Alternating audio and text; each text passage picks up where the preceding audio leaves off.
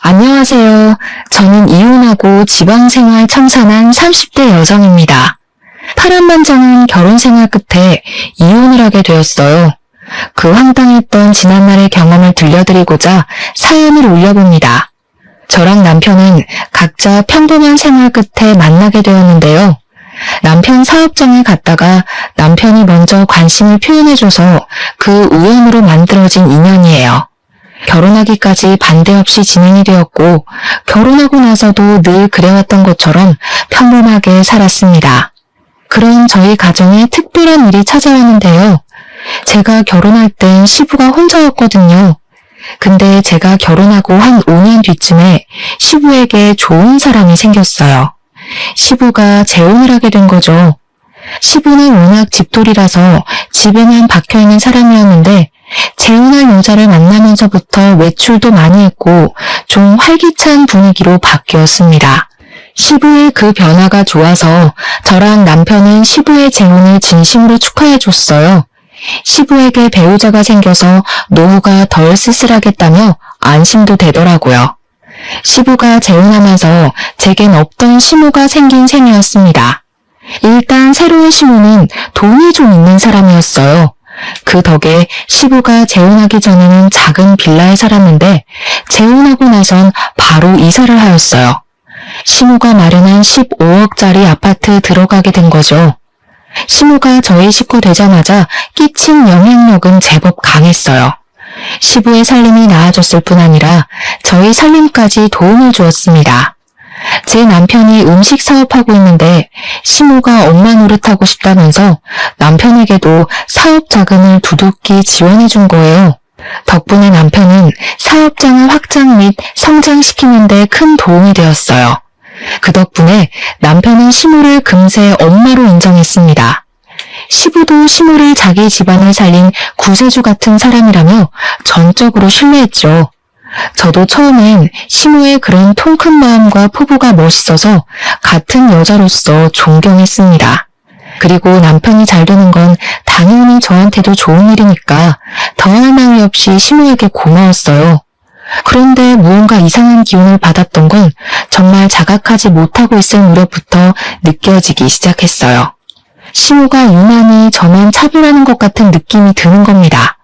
이런 생각은 자칫 가정 분위기를 망칠 수 있는 위험한 생각인 줄 알아서 저만의 착각이라고 생각했어요.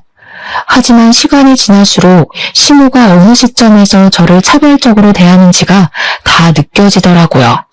그걸 어느 부분에서 가장 강하게 느꼈냐면 시부가 며느리인 저에게 잘해줄 때였어요. 시부는 제가 며느리로서 자기 홀로 지낼 때 많이 신경 써준 걸 알아서 늘 고마워하던 사람이었어요. 원래 우리 가족은 시무가 없을 때부터 잘 지냈거든요. 그래서 시부는 제게 하던 대로 했을 뿐인데 희한하게 시무가 들어오고 나서 점점 가족 분위기가 달라지는 것 같았어요. 우선 제가 시무랑 눈이 마주치면 시무가 저를 흘겨보듯 눈길을 보냈는데요. 남편이랑 시부와 마주치면 금세 사근사근 웃더라고요. 그리고 제가 인사를 하거나 먼저 말을 걸면 못 들은 척을 해요. 그러다가도 주변에 시부나 남편이 있으면 제게 친한 척 하였습니다. 오해이길 바랬지만 제가 눈치 없는 미성년자도 아니고 살 만큼 산 성인인데 그 정도는 저도 판단 내릴 수 있었죠. 그렇다고 제가 당장 뭘 할 수 있는 건 없었어요. 제 개인적인 직감 때문에 대놓고 시비 걸지 않는 시무에게 따질 수 없었습니다. 그렇게 몇 달을 같이 지냈을 무렵 남편이 갑자기 제게 당황스러운 말을 건넸는데요. 엄마가 너한테 서운한 게 많대. 대체 평소 엄마를 어떻게 대했길래 엄마가 너 만나는 걸 눈치 봐? 설마 텃세라도 부렸던 거야? 무슨 소리야. 내가 뭐하러 어머님한테 그런 짓을 해. 당신은 내가 그럴 사람으로 보였어? 나랑 같이 지낸 세월이 얼만데. 알지. 그래서 나도 처음에 엄마 말 듣고 오해한 거라고 말했었어. 근데 사람이 느끼는 감정은 개인적인 거잖아. 엄마는 네 태도가 기분 나빴나 보더라고. 정말 예상치 못한 시점에서 남편의 경고를 들었는데 얼마나 어리둥절했는지 모릅니다. 저는 늘 평소대로 했을 뿐이고 가족 중 누구도 차별한 적이 없거든요. 시부의 아내이자 제 시모인데 어떻게 그랬겠습니까? 오히려 잘 보이려고 노력했고 시모가 새 가족에게 적응하기 힘들까봐 더 마음을 열고 다가갔을 뿐이었어요. 그런데 갑자기 서운한 게 많다뇨. 차라리 제가 더 서운하다고 하는 게 맞지 않나요? 시모가 저한테만 대면대면하게 굴었잖아요. 아니면 정말 남편 말대로 저도 모르게 시모에게 상처를 줬나 진심으로 돌아본 적도 있었습니다. 하지만 아무리 생각해도 시모가 어느 부분에서 감정이 상했는지 모르겠는 거예요. 그래서 며칠간 그 고민을 하다가 남편에게 한 번은 물어본 적이 있었어요. 대체 시모가 뭐가 그렇게 서운했더냐고 물어봤더니 남편이 얼마 전 시부 생신 얘기를 하는 겁니다. 시부는 생신날 외식하는 걸 좋아하는 분이세요. 그래서 저랑 남편이랑 시부 생신 한 달 전에 괜찮은 식당 예약을 해놓은 게 일상 중 하나였습니다. 사실 한 달 전에 예약하는 거면 가족 중에 누가 사정이 생길 수도 있다고 생각했어요. 하지만 저희는 시부는 생신을 챙기는 것에 의미를 두기 때문에 누가 참석하고 말고는 크게 신경 안 썼어요. 남편이 시간 안 되면 저랑 시부 단둘이서 식사를 했고 제가 시간 안 되면 남편이랑 시부 둘이 식사를 했었죠.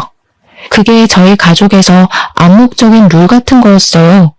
그래서 시부가 재혼한 뒤 찾아온 생신 때에도 늘 하던 대로 한 달 전에 식당을 예약했습니다.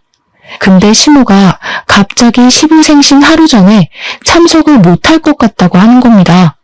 급한 일 때문에 급히 외국 출장을 가야 해서 어렵다 하더라고요.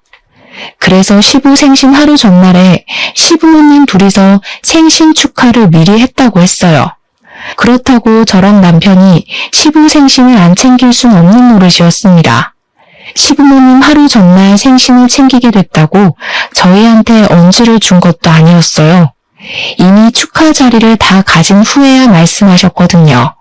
그래서 예약된 식당을 취소도 못했습니다. 당일 취소하면 계약금을 다 날려야 했으니까요. 시모가 시간이 안 되면 남편이랑 저만 예정대로 시부 생신을 챙기면 되겠다고 생각했어요.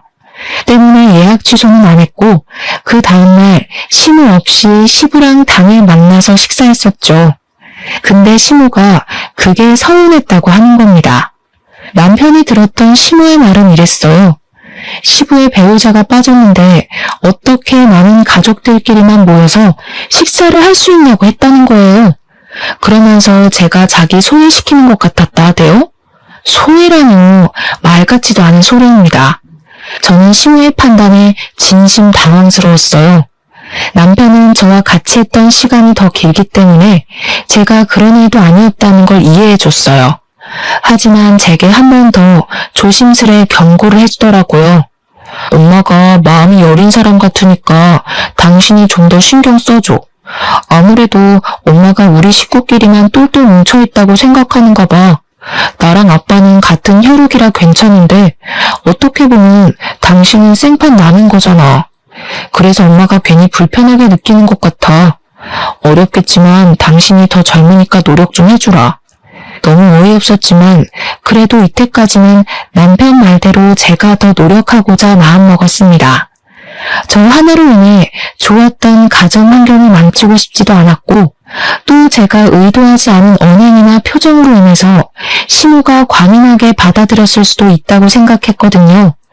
말했다시피 사람의 감정은 개인적이니까 제가 그러지 않았다고 상대방이 제 의도와 같은 감정을 느낄 거란 건 확신할 수 없는 일이잖아요. 차라리 제 실수가 있었기를 바라기도 했습니다. 그럼 시모와 오해를 풀고 잘 지냈을 테니까요. 하지만 그게 뜻대로 잘 안 되었어요. 시모의 당황스러운 태도는 제가 조심하고 신경 쓴다고 되는 게 아니란 걸 알았습니다. 어느 날 있었던 일인데요. 남편이 시모 덕분에 사업적으로 굉장히 승승장구했거든요. 그 때문에 남편은 시모한테 정말 헌신하는 아들이 되었는데요. 남편이 오랜만에 시댁에 가서 밥을 먹자고 하는 겁니다. 남편의 제안에 저도 흔쾌히 수긍을 했어요. 우리 시부는 재혼하기 전 저랑 남편과 함께 소고기를 좋아하는 편이었습니다. 그래서 식사를 하게 되면 주로 소고기가 메인이었고 이것 또한 암묵적인 텔레파시 같은 거였어요. 사실 소고기 잘 못 먹는 사람 없잖아요. 저는 당연히 시모도 좋아할 줄 알았습니다. 남편도 시모에게 물어볼 생각 안 하고 소고기 싫어하는 사람 어디 있냐면서 당연하게 한우를 구매해 시댁을 방문했어요. 가니까 시모가 먼저 우리를 반겨주더라고요. 시부랑 남편이 있어서 그런지 제게도 친절한 눈웃음을 보여줬습니다. 그때쯤엔 제가 시모의 이면적인 얼굴을 더 많이 봤던 때라 시모가 제게 웃어주는 것이 더 어색했을 때였죠. 저는 시부모님에게 인사드리고 바로 식사 준비를 시작했습니다. 그러자 시모가 또 보여주기 식으로 저를 돕기 위해 주방으로 들어오더라고요. 그리고 남편이랑 같이 장봐온 소고기를 막 들추더니 시부랑 남편한테까지 안 들리는 작은 목소리로 제게 말을 걸어왔어요. 어떻게 먹을 게 고기밖에 없다니? 지금 한우만 사온 거 맞지? 뭘 준비할 땐 어른한테 먼저 연락해서 허락을 받는 게 예인데 이것도 네 의견이야? 네? 저희는 평소 같이 밥 먹을 때 꼭 소고기를 먹었거든요. 남편도 어머님께서도 소고기 좋아하실 것 같다고 굳이 물어볼 필요 없다고 해서요. 소고기 안 좋아하세요? 남편이 그렇게 얘기를 해도 마누라 되는 사람이 한 번 더 시부모님한테 확인을 했어야지. 센스가 있는 편도 아니구나. 됐으니까 내가 전복 사온 거 있거든. 그것도 손질해놔라. 저한테 그런 식으로 불평을 늘어놓는 시모는 냉장고에서 골드키위 2개를 꺼내서 거실로 가버렸습니다. 식사하기 전에 골드키위를 먹으면 건강관리에 도움된다나 뭐라나. 그러면서 시부랑 남편을 엄청 챙기더라고요. 시부랑 남편은 집에 선녀 같은 사람이 들어왔다고 엄청 좋아했어요. 기가 막혔지만 이따만 해도 시모가 그 이후로 별다른 시비 없이 넘어가서 별로 신경 안 썼습니다. 그렇게 저희는 식사를 잘 마치고 귀가까지 했어요. 그런데 남편이 자기 전 심각한 얼굴로 통화하고 오더니 갑자기 저한테 어처구니 없는 소리를 하더라고요. 방금 아빠한테 전화 왔는데 엄마가 지금 속상해서 잠도 못 자고 있대. 고기 별로 안 좋아하는데 억지로 먹었다고 하더라고. 엄마가 너한테 눈치 줬다는데 몰랐어? 잘 먹고 나서 왜 갑자기 그런 소리를 한대? 눈치는 무슨 눈치. 그냥 전복회 손질하란 말만 하셨지. 고기 싫어한다는 소리는 안 했는데? 그게 그 말이잖아. 네가 눈치채고 빨리 말해줬으면 내가 나가서 해물류 사오는 건데. 엄마 지금 기분 많이 상하셨어. 당신이 자기 계속 엄마를 이방인 취급하는 것 같다면서 눈치 너무 보인다고 하더라. 저 때문에 시모가 식사한 것도 다체해서 소화제를 마시고 있다는 남편의 말을 들으니 이젠 정말 미치고 팔짝 뛸 노릇이었습니다. 시모는 가족 중에서 제게 가장 서운하다면서 자기를 마음에 안 들어하는 것 같고 시어머니로 인정 안 하고 싶어하는 것 같은 말까지 했다고 하더라고요. 이게 무슨 말도 안 되는 소리인지 모르겠는 겁니다. 솔직히 이쯤 되니까 시모가 피해망상이라도 있나 싶었어요. 그게 아니고서야 매사에 제 행동을 부정적으로 평가하는 게 이해가 안 되었으니까요. 근데 여기서 더 짜증났던 건 시모보다 남편의 태도였어요. 내가 몇 번을 말했어. 엄마가 좀 예민한 편이니까 신경 써달랬잖아. 안 그래도 재혼한 것 때문에 엄마 혼자서 우리한테 잘하려고 얼마나 스트레스 받고 있는데 대체 내가 뭘 어떻게 신경 써줘야 하는데? 나 거짓말 안 하고 아버님보다 어머님을 더 챙겼어. 나야말로 어머님이 날 마음에 안 들어해서 일부러 모함하는 것 같은데 하지도 않은 짓을 했다고 할 때마다 얼마나 어이없는지 알아? 야, 엄마가 우리한테 얼마나 많은 도움을 줬는데 어떻게 그런 소리를 할 수가 있어. 네가 뭘 실수했으니까 엄마가 소가리를 했겠지. 설령 네가 그런 적 없다고 해도 그냥 무조건 엄마한테 잘못했다고 해야 되는 거야. 원래 며느리는 그런 거잖아. 며느리가 무슨 노비인 줄 알아? 잘못하지도 않은 일을 무조건 사과하게. 지금 보니 당신도 웃긴다. 당신 머릿속에 고부관계는 며느리만 손해봐야 되는 거야? 그게 아니라 솔직히 막말로 당신 여태 시어머니 없어서 편하게 지냈잖아. 우리 아빠가 당신한테 시집살이를 시켰던 것도 아니고 나도 아빠도 당신 편하라고 얼마나 신경 쓰고 살았는데 당신도 이만큼 편하게 지냈으면 이제 시어머니한테 져주고 살 수도 있는 거 아니야? 나랑 아빠 생각해서라도 그래 줘야지. 남편이 시모를 굉장히 엄마로 생각해서 제게 서운함을 토로하는 건 아니었어요. 제 감이었지만 남편은 시모가 자기 사업에 돈을 퍼주어 준다는 이유만으로 제 감정을 묵살하기로 마음먹은 것 같았습니다. 그저 시모의 심기가 불편할까봐 그것만 신경 썼고 시모가 자기 사업에 돈을 안 써줄까봐 걱정돼서 저를 나무라는 것 같았어요. 제 남편이 이런 무책임한 사람이 아닌데도 이렇게 막무가내로 참고 그냥 비위만 잘 맞추라 강요하는 것 보면 말이죠. 그 뒤로 저와 남편의 관계는 급속도로 냉각되었습니다.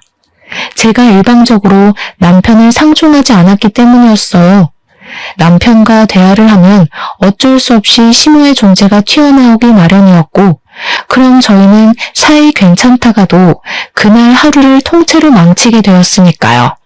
언젠가부터 가정의 평화가 깨지자 제 하루하루는 솔직히 지옥과도 같았습니다. 남편 말대로 시부가 재혼하기 전만 해도 제겐 시모가 없었어요. 그래서 고부 갈등 겪을 일도 없었고 따로 시무란 존재로 인해 스트레스 받을 일도 그저 남일이었죠. 하지만 그렇다고 새로 생긴 시모에게 고나리질을 당연히 당해야 한다는 논리는 납득할 수 없었습니다. 고부 갈등과 시모의 지적질이 며느리의 숙명이라고 말하는 남편에게 너무 서운했어요. 이건 남편이 제게서 마음이 떠났고 변해버렸다고 얘기를 하는 게 설명하기 쉬웠습니다. 근데 여기서 변한 사람이 남편만 아니었다는 것도 제겐 고민거리였어요. 평소 남편보다 저를 더 많이 아꼈던 시부가 남편 못지않게 돌변해버렸는데요.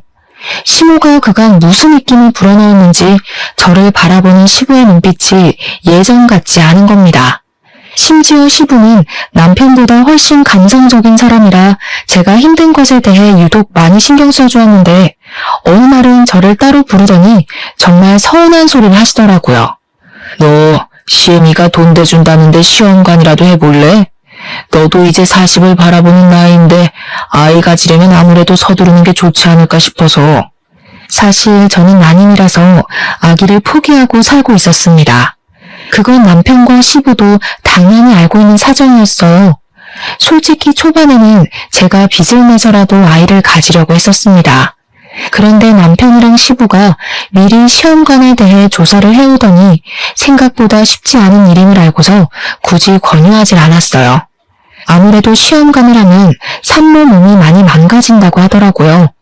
남편이랑 시부도 아이가 있으면 좋겠다고 생각하셨지만 그래도 제 건강에 더 중점을 두는 겁니다. 그러면서 제 몸이 고생하면서까지 비싼 돈 들여서 시험관 할 필요 없다고 하더라고요.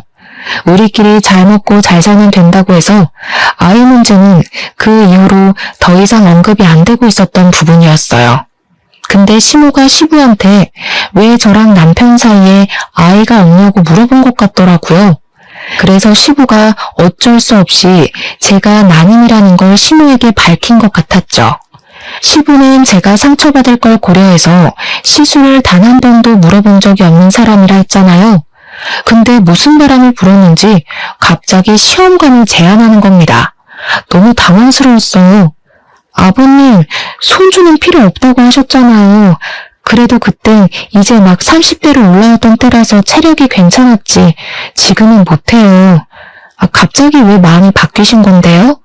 그렇긴 한데 네 시애미 말 들어보니까 손주가 있어야겠더라고. 나중에 우리 재산은 다 누가 책임질 거냐? 너 하나 때문에 우리 집 대가 끊기는 건 좀 아닌 것 같더라. 지옥 가면 그 원망이 내가 다 살 거 아니니? 네 몸이 힘든 건 알겠는데 그동안 우리가 네 편이 많이 봐줬으니까 이젠 우리한테 좀 맞춰주는 게 어때? 정말 말도 안 되는 핑계라고 생각했습니다. 손주를 가지라는 제안도 황당했지만 그 이유가 시모 때문이라는 것이 저를 더 한숨 짓게 만들었어요.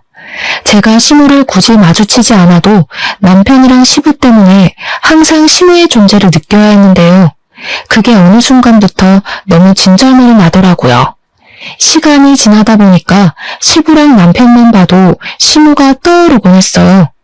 그 사람들 입에서 나오는 시무는 제가 알고 있는 시무랑 늘 달랐으니까요. 제가 느끼는 부정적인 감정이 전부 시무한테서 파생되어 나오고 있었다는 걸 깨닫자마자 저는 시무랑 대화를 제대로 해보고 싶었습니다. 단 한 번도 시무랑 둘이서 마주보고 얘기해 본 적이 없었거든요. 그래서 시무에게 연락해 따로 만남의 장소를 가졌죠. 오해하지 말고 들어주셨으면 좋겠어요. 어머님께서 저한테 불만이 있는 것 같아서요. 혹시라도 제가 뭘 실수하고 있다면 차라리 저한테 말씀해 주시겠어요? 괜히 아버님이랑 남편한테 말해서 저희 가족 분위기 흐리지 마시고요. 대체 저한테 왜 이러세요? 제가 마음에 안 드시는 거예요? 이제 알았니? 네가 언제 그런 소리를 하나 기다리고 있었어. 내 예상보다 좀 더 오래 걸리긴 했지만 이제라도 눈치챘으면 이혼도 좀 해줄래? 저 이때 잘못 들은 줄 알았습니다. 그래서 시무에게 되풀이되는 질문을 다시 했었죠. 뭐라고 그랬냐고 무슨 소리냐는 말밖에 못했어요. 나 아는 아가씨가 있는데 내 아들이랑 결혼시키고 싶거든. 사업 파트너 관계 맺으려고 그러지. 너처럼 부모도 없고 집안 배경도 없는 사람들은 잘 모르겠지만 원래 나처럼 사업으로 먹고 사는 사람들은 파트너가 중요하단 말이야. 이렇게 말 안 하면 또 눈치채는데 오래 걸렸으려나? 네가 우리 가족한테 쓸모가 없는 것 같아서 바꾸려는 거야. 사람에게 상처되는 말을 하면서도 시무는 아주 당당했습니다. 제 남편이 체인점 음식 사업을 하고 있다고 했잖아요. 근데 시무가 하고 있는 일도 음식 사업이었거든요. 아무리 그래도 그렇지 자기 기준에 쓸모없다고 생각해서 가족을 쫓아내는 게 어디 있나요? 이런 것도 굴러들어온 놈이 박힌 돌 빼낸다고 표현할 수 있을까요? 그날 시무를 부른 건 저였는데도 너무 황당해서 이걸 몰래 녹음했습니다. 시무는 자기 할 말만 하고 바쁘다며 자리에서 일어났어요. 그렇게 헤어진 뒤에 저는 남편한테 가서 시무의 실체를 곧장 들려줬습니다. 그런데 제가 남편을 그때까지도 신뢰하고 있었나 봐요. 남편의 반응이 더 당황스러웠어요. 사실 나도 알고 있었어. 당신한테 언제 말해야 하나 고민했는데 잘 됐네. 이왕 이렇게 된 거 그냥 말할게. 우리 이혼하자. 내 나이는 그렇게 막 늙은 것도 아니잖아. 다시 가정 꾸리기도 좋고 엄마가 나 빨리 부자 되게 해준다더라고. 엄마한테 들었다시피 나 솔직히 더 크게 성공하고 싶거든. 오히려 제가 남편한테 이혼 통보를 받게 되는 이상한 상황이 연출되었어요.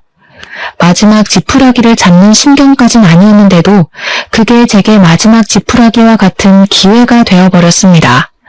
남편은 시무가 위자료를 두둑하게 챙겨준다고 했으니까 소송할 생각하지 말고 조용히 나가줬으면 좋겠다고도 하더라고요. 남편에게 버려졌을 때는 너무 비참했어요. 어디도 제가 기댈 수 있는 가족은 없다는 걸 깨달았습니다.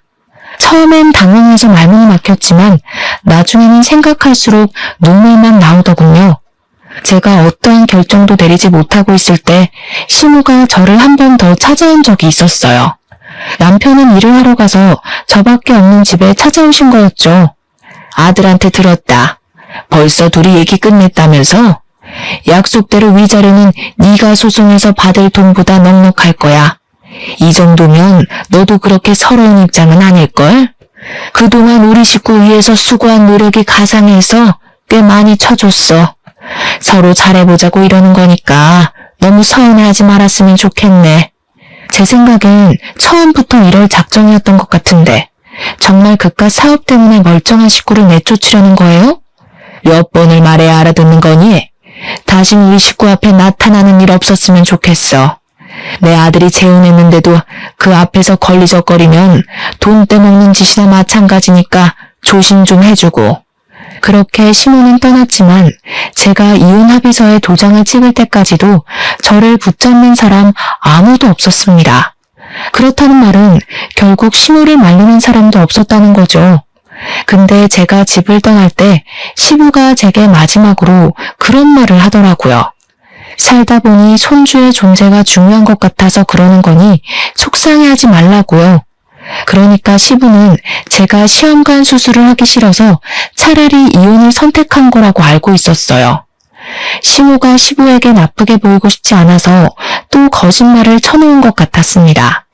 시부가 여전히 제게 가족이었다면 시모의 만행을 밝혀줬겠지만 사실 그렇게 했다가 남편한테 한번 배신당했잖아요. 시부라고 안 그럴 것 같지 않더라고요. 그래서 저는 그냥 시부에게 시모에 대해 말도 안 하고 나와버렸어요. 시부가 시모로 인해 망가진다면 그건 시부의 자업자득이라 생각했으니까요. 그리고 남편에겐 작별 인사도 안 했습니다. 시모 실체를 알면서도 자기 출세 때문에 저를 버린 파렴치한 인간이 아닙니까? 그 사람들이 얼마나 잘 먹고 잘 살지 모르겠지만 저도 이왕 이렇게 돼버린 거 깔끔하게 미련을 놓았어요. 당연히 아쉬운 부분도 있었죠. 그래도 그 잠깐 위태로웠다고 막상 빠져나오니까 살만하더라고요. 시모가 제게 준 돈은 진짜로 위자료 받았을 액수보다 많았습니다. 덕분에 새 삶을 꾸리는 데는 그리 생활고를 겪지 않아도 되었어요. 고작 돈에 흔들려서 저를 버린 사람들에게 오히려 제가 더 잘 먹고 잘 산다는 걸 보여주고 있었습니다. 그래서 저는 재산 분할로 얻은 돈까지 보태어 집을 구했고 어느 고등학교 앞에 분식집을 차렸죠. 이혼 조정 기간은 한 달 동안 분식집을 시작했는데요. 학생들 유입이 많은 곳이다 보니까 분식집 장사는 처음부터 대박기를 걸을 수 있었어요. 또 아이들이 친화력이 좋아서 저를 금세 이모라고 부르며 다가와 주더라고요. 그 재미로 살다 보니까 생각보다 이혼에 대한 아픔은 빨리 잊을 수 있었습니다. 그렇게 이혼 조정 기간이 끝나고 이제 정말 제 삶의 자유를 얻었다고 생각할 때쯤이었어요. 우연히 시모의 모습 발견하게 된 겁니다. 시모가 나타날 만한 곳은 아니라서 제가 잘못 본 건가도 했는데 분명 시모였어요. 시모를 보자마자 지나갔던 악몽이 떠오르더라고요. 시모는 고등학교에서 나오는 웬 학생을 아는 체 하고 있었습니다. 굉장히 친한 사이처럼 보였어요. 제가 결혼 생활하면서도 한 번도 본 적 없는 애라서 시모랑 무슨 관계인지 궁금했습니다. 아니나 다를까 그 아이가 분식을 먹고 싶다고 했는지 시모랑 고등학생 아이가 같이 제 식당으로 들어오는 겁니다. 저는 일단 급하게 모자를 눌러쓰고 마스크까지 하며 정체를 숨겼어요. 그래야만 시모와 그 아이의 관계를 엿들을 수 있을 것 같았거든요. 그렇게 주문 먼저 받았습니다. 그리고 최대한 그들의 대화를 엿들었죠. 그리고 저는 굉장히 충격받을 수밖에 없었어요. 저번 주 시험은 잘 쳤어? 우리 아들 고생하는데 엄마가 옆에 못 있어줘서 미안하네. 아빠한테 너 맛있는 거 사주라고 돈 보내줬었는데 아빠랑 맛있는 거 먹었어? 시모가 그 고등학생 아이한테 아들이라고 부르는 것에 무척 혼란스러웠어요. 분명 시모한텐 가족도 없다 했었고 결혼한 적도 없다고 했거든요. 그런데 아들이라뇨. 저 너무 놀라서 그 사실을 또 음성 녹음하기 시작했습니다. 나중에 시모가 나온 CCTV 영상 파일까지 저장을 해놨죠. 시모랑 그 고등학생은 실제 모자 관계 맞는 듯 했어요. 들어보니까 시모한테는 결혼 안 하고 사실혼 관계로 지내고 있는 불륜남이 있더라고요.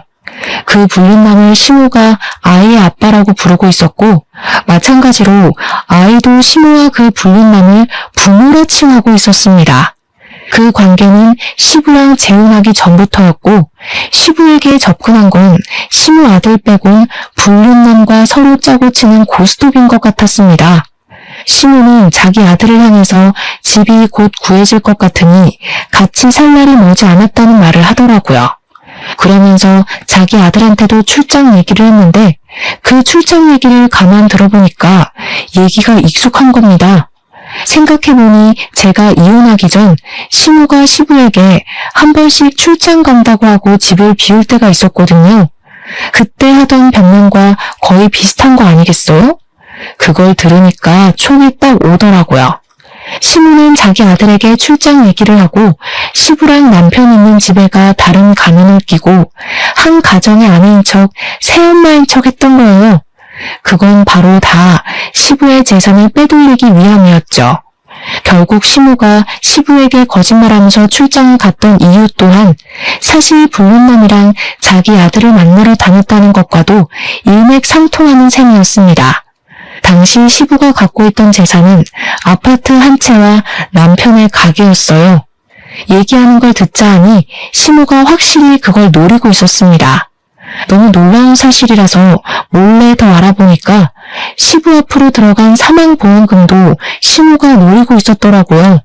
그러니까 시모는 여태 우리에게 말했던 이미지가 전부 거짓이었다는 거예요. 음식 사업한다고 했던 것도 거짓말이었고 돈 좀 있는 사람이란 것도 거짓말인 거죠. 이런 말도 안 되는 짓을 저지른 이유는 그저 더 큰 돈으로 불리기 위해서 돌려막기 하고 있는 거였어요. 그 과정에서 제겐 빼먹을 재산도 없고 제가 부모도 없으니 받을 유산도 없는 존재잖아요. 그러니까 자기 계획에 방해된다고 생각해서 쫓아버린 거였어요. 게다가 제가 시모 뒤를 밟았다가 알게 된 또 다른 당황스러운 진실이 있었는데요. 시모가 저랑 이혼시키고 남편에게 사업 파트너 집안의 아가씨를 소개해준다 그랬거든요. 근데 사실은 남편을 꼬드기려고 붙인 아가씨가 불륜남의 배다른 딸내미인가 보더라고요. 결국 고등학생인 시모 아들만 이 사실을 모르고 있었고 시모랑 불륜남이랑 불륜남 딸만이 이 계획의 주인공들이었어요. 이미 그들과 저는 끝난 관계였지만 그래도 한때 법적으로 묶여있던 가족이었잖아요. 그러니 제게도 남일 같지만은 않더라고요. 너무 충격이었습니다. 그리고 한편으론 시부가 얼마나 무식했으면 이런 콩가루 같은 사람을 못 알아봤을까 그런 생각도 들었어요. 시부랑 남편은 여전히 시모의 존재에 대해 모르고 있을 겁니다. 이제 막 돈에 눈을 뜬 사람들이라서 만약 시모의 실체를 알았다면 저한테 연락이 왔을 거라고 생각하거든요. 시모는 한 며칠 출장 간다고 거짓말을 해놨는지 자기 아들 학교를 연이어 찾아왔습니다. 당연히 저희 분식집도 여러 번 들렸죠. 그때마다 저는 음식을 갖다 주며 그들 대화를 항상 녹음했어요. 그리고 이만하면 충분한 증거가 됐다고 생각했을 때쯤 시모에게 친히 목소리를 들려줬습니다. 시모가 계산하고 나가려고 할 때 모자랑 마스크를 벗었어요. 오랜만이네요. 근데 아들이 있는 줄은 몰랐어요. 듣자 하니 아드님은 아무것도 모르시는 것 같은데 좀 불쌍한 것 같기도 하고. 제가 모습을 드러냈더니 바로 저를 알아본 시모가 깜짝 놀라더군요. 그리고 가장 먼저 취했던 행동이 자기 아들을 간수하는 거였습니다. 영문 모르던 시모 아들은 시모가 먼저 가라고 내보내는 바람에 자리를 떴어요. 그러고 나서 시모는 이전보다 훨씬 더 예민해진 상태로 저를 향해 눈을 부릅떴습니다. 교활하게 내가 들락날락한 줄 알면서도 이제야 정체 드러낸 이유가 뭐야? 내가 위자료 두둑하게 줬으니까 다신 우리 눈앞에 나타나지 말랬지. 이러라고 내가 그 큰 돈을 덜컥 내준 줄 알아? 뭘 착각하셨나 본데 제 발로 찾아온 건 그쪽이에요. 다짜고짜 아들까지 모시고 와서는 묻지도 않은 말 알아서 뱉으셨잖아요. 네가 진작에 정체 밝혔으면 내가 여길 안 찾아왔을 거 아니야. 대체 무슨 생각으로 숨기고 있었던 거야? 뭐, 날 협박이라도 하려고? 굉장히 무서우신가 봐요. 보아하니 아직 계획하고 계신 게 마무리 안 되신 것 같은데. 여기서 다 들통나면 어떻게 되는 건데요? 사실 저는 상관없는 입장이라 그쪽이 망하든 저쪽 식구들이 망하든 상관없거든요. 시모는 그제야 뒤늦게 자신의 실수를 깨달은 것 같았습니다. 갑자기 태세를 전환하며 저를 붙잡고 제발 비밀로 해달라고 사정하더라고요. 그러면서 저보고 돈 필요하냐고 묻대요. 제가 자기처럼 돈에 미쳐서 사람을 위협하는 걸로 보였나 봐요. 자기가 대출받아서 얼마든지 돈 줄 테니까 남편이랑 시부한테만은 사실을 말하지 말라는 겁니다. 사실 저는 그 자리에서 시무 사과를 한참이나 보다가 알겠다고 해줬어요. 어차피 저는 위자료도 받은 사람이었고 정말로 어느 쪽이 망하든 말든 관계없는 일이라 생각했거든요. 그러니까 시모가 고맙다면서 비밀만 지켜준다면 저한테 충성을 다할 것처럼 굴더군요. 정말 고마워. 내가 그동안 쌀쌀맞게 군 건 너한테 악감정이 있어서가 아니라 그냥 집에서 내보내려고 했을 뿐이야. 다른 악감정은 절대 없었어. 이제 우리 손잡은 거나 마찬가지인 거야. 혹시 돈 필요하면 언제든지 연락해. 시모는 끝까지 미안하다고 사과만 하더니 제게 손까지 흔들면서 자리를 떴습니다. 근데 미안하지만 저는 시모의 약속을 지켜줄 생각이 없었어요. 죄 없는 사람을 괴롭히고 내몬 사람들이 행복하면 안 되는 거잖아요. 그래서 저는 시모가 가고 녹음을 마무리 짓자마자 파일을 전 남편한테 보내버렸습니다. 당연히 시모가 집에 가기 전에 이 엄청난 사실은 퍼지고 말았죠. 전 남편한테서 오랜만에 전화가 오더라고요. 생각 없이 받아봤더니 다짜고짜 화를 내는 겁니다. 갑자기 무슨 개수작이야? 우리 엄마가 했던 약속 잊었어? 위자료 줬으니까 나 재혼하는 길 방해하지 말랬잖아. 방해할 생각 없어. 오히려 너한테 도움 준 것 같은데. 여전히 돈에 눈이 멀어서 상황 판가름도 제대로 못하고 있네. 그 파일 믿든지 말든지는 네 선택이겠지. 돈을 포기할 건지 인생을 포기할 건지 잘 생각해보면 될 거야. 전 남편에게 주는 마지막 선물과도 같았습니다. 솔직히 제가 쫓겨나는 입장이었는데도 소송 못하고 합의 이혼했잖아요. 그 대가로 돈을 받았고요. 그래서 그런가 마음 한편에 억울함이 짓눌려 있었거든요. 이렇게라도 그 사람들에게 복수를 할 수 있다면, 이것이 제게 주어진 기회라면 저는 주저하지 않고 그 집안을 망쳐놓고 싶었습니다. 역시나 전 남편은 제가 보낸 녹음 파일 때문에 흔들리기 시작했어요. 제가 조작을 할 수 있는 능력이 없다는 것도 남편이 알고 있었고, 조작이라고 하기엔 시모 목소리가 너무 현실성 있게 다가와서 사실이란 걸 알았을 거예요. 그때쯤에 저는 CCTV 영상까지 전 남편한테 보냈습니다. 그랬더니 전 남편한테서 2번의 연락은 오질 않았어요. 분명 확인은 했는데 말이죠. 그리고 그날 저녁, 시댁은 결국 풍비박산이 난 듯 했습니다. 시모가 뒤늦게 저한테 전화와서는 쌍욕을 하면서 저 때문에 돈 날렸다고 소리치더라고요. 감히 내 뒤통수를 쳐? 너 내가 얼마나 무서운 사람인지 모르지? 나 우리 가족을 위해서라면 뭐든지 하는 사람이야. 네가 하는 가게 절대 가만 안 둘 거야. 쳐들어가서 다 망쳐놓을 거야. 멀쩡한 내 인생 망쳐놓은 사람이 누군데요? 그렇게 무능력하면 바보처럼 살 것이지 왜 사기를 쳐서 여러 사람 피곤하게 만들어요. 아줌마가 저한테 사과한 것도 솔직히 아줌마 살려고 머리 쓴 거잖아요. 제가 2번 당할 줄 아세요? 부모 없이 큰 것들이 이렇게 융통성 없고 독하기만 하더라. 너 지금 사람 잘못 건드린 거야. 내가 이대로 넘어갈 거라고 생각하면 오산이라고. 너 때문에 다 망쳤으니까 너도 나한테 받아갈 위자료 다 토해내. 한번 해보세요. 누가 더 망가질지 저도 궁금하네요. 일단 그쪽이 한 번만 더 주둥아리 함부로 놀리면 난 이제 아줌마 아들을 찾아갈 생각이에요. 멀쩡하게 학교 다니는 아줌마 아들 인생도 같이 시궁창 만들고 싶으면 계속 해봐요. 아줌마가 저한테 하는 것 2배로 아줌마 아들이 그대로 받게 될 거예요. 시모가 자기 아들을 바라보는 눈빛은 시부랑 남편한테도 보여주지 않았을 만큼 인정이 많았습니다. 그래서 그 아들이 시모의 최대 약점이라는 걸 바로 알 수 있었어요. 미성년자 인생을 갖고 놀 생각은 당연히 없지만 시모를 그렇게 겁주지 않으면 멈추지 않을 것 같더라고요. 역시나 시모는 자기 아들을 걸고 넘어지니까 어쩔 수 없이 항복을 하였습니다. 그리고 그 뒤를 예상한 절차였어요. 결국 시부가 시모를 이혼소송 걸었다고 하더라고요. 또 전 남편은 자기가 만나고 있던 재혼녀가 시모의 의붓딸이라는 걸 알고 제대로 충격받은 것 같았습니다. 자기 아빠 재산 때문에 붙어 있었던 여자라고 하니까 약간 사람에 대한 깊이까지 생길 것 같았어요.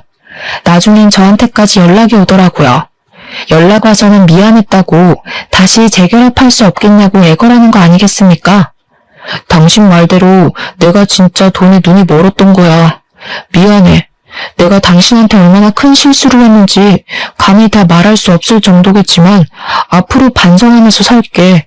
평생 당신한테 헌신하고 살 테니까 제발 다시 돌아오면 안 될까? 한 번 돈맛 본 사람인데 두 번째 유혹 왔을 때 안 할 거란 확신이 어디 있어. 나는 너랑 네 아빠가 내 인생에서 꺼져줘서 이제야 마음 좀 편해지는 것 같은데 나더러 다시 그 뻔뻔한 낯짝들을 보고 살라고? 내가 무슨 테레사 수녀인 줄 알아? 내가 볼 땐 네 아빠나 너나 그냥 독거 인생으로 재미없게 살다 갈 팔자 같거든. 무슨 욕을 해도 다 들어줄 수 있어. 그러니까 재결합만 하자. 아빠도 너한테 엄청 미안해. 네가 다시 돌아오면 아빠가 재산의 일부를 너한테 상속하겠대. 그 좋은 걸 나한테 왜 줘? 돈 좋아하는 둘이서 평생 재산 끼고 살면서 알거지 신세나 모면하세요. 아니면 너네 아빠한테 돈 많은 다른 아줌마 좀 꼬셔보라고 하던가. 한 번 잃은 신인은 두 번, 세 번도 잃을 수 있다고 보기에 무시해버렸어요. 그렇게 하고 싶은 말 다 하고 전화를 끊은 뒤론 전 남편 쪽에서 더 이상 연락이 없었습니다. 나중에 어쩌다가 우연히 듣게 된 소식인데 신우 덕분에 커졌던 전 남편 사업장 규모가 말도 안 되게 축소되었다고 하더라고요. 저는 전 남편의 멘탈이 많이 흔들려서 사업장 운영이 힘들어진 줄 알았거든요. 근데 알고 보니 빚 때문이더라고요. 신우가 사기치려고 대출을 엄청 많이 받아놨대요.